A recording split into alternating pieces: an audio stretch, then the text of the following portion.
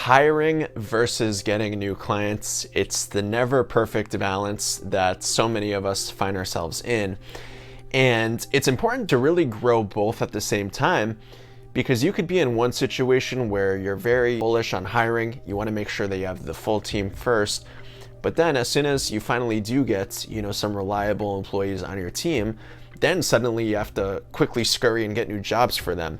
And then vice versa. A lot of times people are focusing on their lead generation, getting new clients, getting people to raise their hand for that service, but then you end up being short-staffed because, as we know with the whole hiring situation right now, people don't show up for their interviews, they cancel last second, cleaners that you thought were going to be reliable just end up not being a good fit for your company. And it's this never-ending imperfect balance.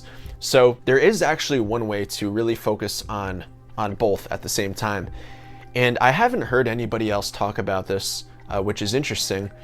But again, this is going from a client acquisition standpoint that basically allows you to control your marketing with whatever your budget is.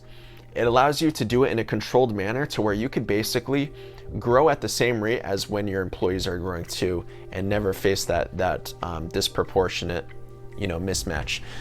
So the way that you do this is by focusing on, rather than scheduling jobs from the get-go, is focusing on growing your contact list. And you guys have heard me talk about lead magnets before, where you essentially provide some type of value where your ideal market could download like an ebook, a cheat sheet, a guide, something like that. And in return, you are collecting their name, email, phone number. So a lot of people don't really do this in the local business space for their companies. They'll go to a straight direct response marketing offer and they're getting people to opt in. But the problem is, right when those people opt in, they're already expecting the cleaning, very soon. But when you take the other approach of, hey, we're just going to provide you some type of free value in exchange for your contact information, now you're collecting those people's information. They might not necessarily need a cleaning as urgently, but you could still reach out to them because they're at least somewhat interested in your service. And by the way, guys, this doesn't have to be just a lead magnet.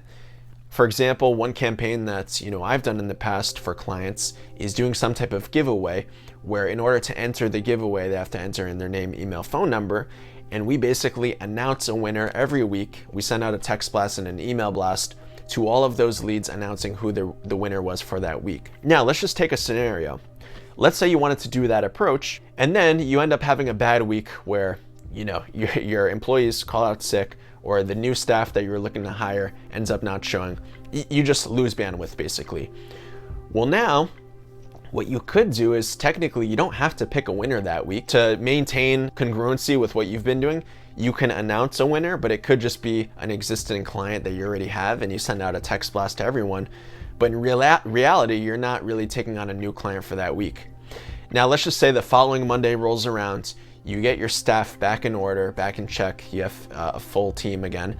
Now you can go right back to that same campaign and start announcing winners from that list and basically, re-engaging those people. So this is just a neat little trick to still be marketing, but not have to feel that anxiety of, what if I don't have enough staff? What if I don't have enough clients?